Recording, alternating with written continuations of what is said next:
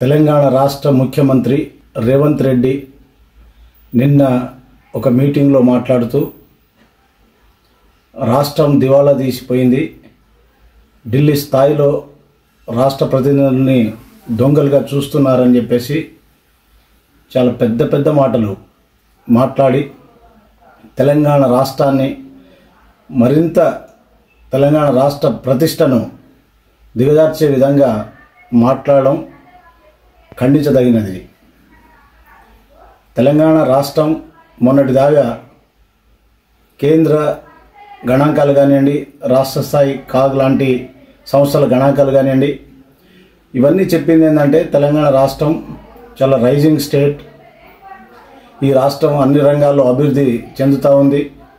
రాష్ట్రం ఆవిర్భవించి కొద్ది కాలం అయినప్పటికీ అనేక రంగాల్లో ఈ రాష్ట్రం అభివృద్ధి వైపు దూసుకుపోతుందని చెప్పేసి కేంద్ర గణాంకాలు, రాష్ట్ర స్థాయి గణాంకాలు చెప్పినటువంటి విషయం, ఎన్జిఓలు కూడా చెప్పినటువంటి విషయం మన కళ్ళ ముందు ఉంది.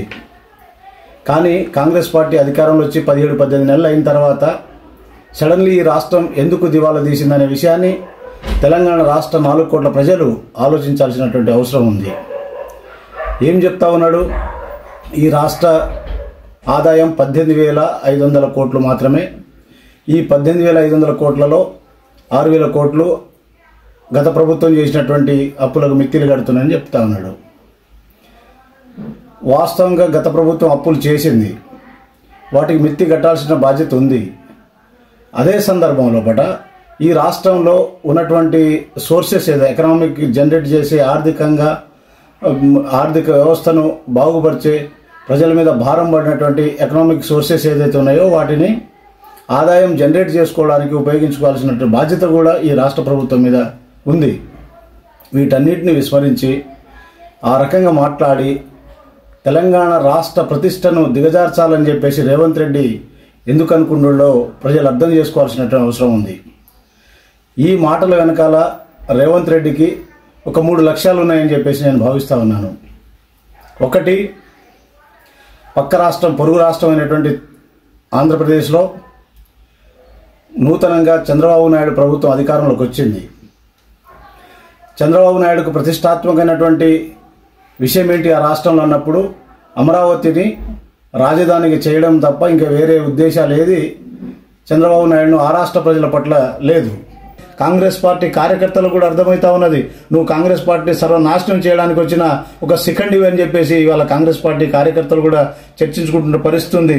నువ్వు పారదర్శకత పేరుతో నా దగ్గర ఏమీ లేవు, నన్ను కోసుకొని తింటారా, చెప్పుల దొంగలాగా చూస్తున్నారంటే నువ్వు బిర్లా మందిరం కాడ ఎప్పుడైనా పోయి చెప్పులు దొబ్బుకొని వచ్చినవేమో గతంలో చిన్నప్పుడు నీకు లేనప్పుడు. అటువంటి భాష, ఒక ముఖ్యమంత్రి మాట్లాడే భాషను, ముఖ్యమంత్రి మాట్లాడే ప్రతి పదానికి అంటే మాలాంటోడు ఎవడో చిన్నవాళ్ళు, చిన్న జర్నలిస్టులు, చిన్న రాజకీయ కార్యకర్తలు మాట్లాడితే అది ఒక భాగం.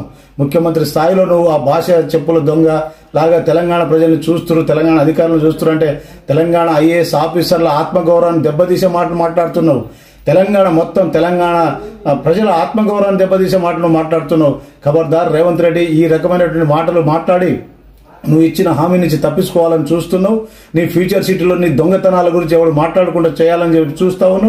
నిన్ను ఒక్క కెమెరా కాదు, ఒక్క కన్ను కాదు, 4 కోట్ల మంది కళ్ళు, 8 కోట్ల కళ్ళు నిన్ను గమనిస్తా ఉన్నాయి. తస్మాత్ జాగ్రత్త. నిన్ను ఈ తెలంగాణ ప్రజలు ఎన్నికలు వస్తే పాతాళానికి తొక్కి పారేస్తారు.